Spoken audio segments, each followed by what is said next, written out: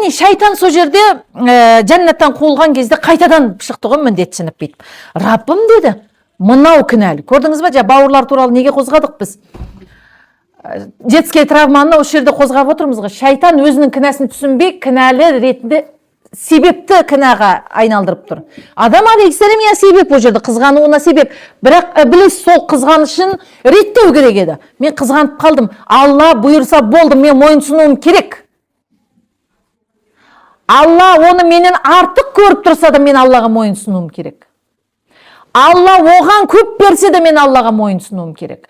Ата-анам оны артық жақсы көрсе де мен ата-анамның разылығын алуым керек, оны жақсы көруім керек. Ата-анам мені көп ұрды, ананы ұрмай қойса да, мен ата-анама кешірімді, мейірімді кешіретін дейді. Сіз кімсіз ата-анаңызды кешіретін?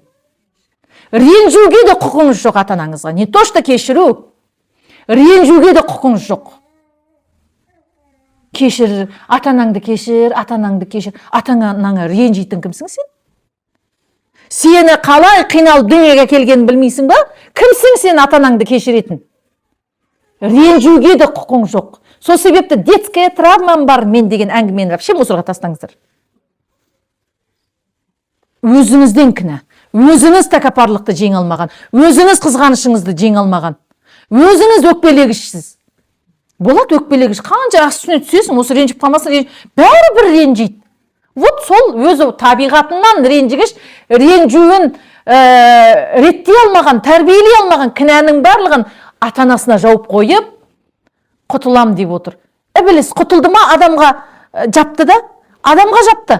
Соның кесірінен мен жәннаттан қуылып жатырмын. Онда сен маған деп еще Аллаға ультиматум қояды ғой. Қалай дәті барады Аллаға шарт қоюға? Тәкаппарлығынан адамның дәті барады. Тәкаппарлығынан адамның ата-анасына кінә тағуға дәті барады. Детская травмасынан емес, тәкаппар, қызғаншақ, кешіре алмайды, кекшіл. Сол себепті ата-анасына кінә тағады. Қатты ұрсып кеттім ғой, кешіріңіздер.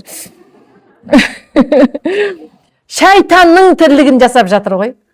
Шайтанның, іблистің жәннаттан қуылуының себебін жасап жатыр адам. Ата-анасына кінә тағу арқылы. Аллаға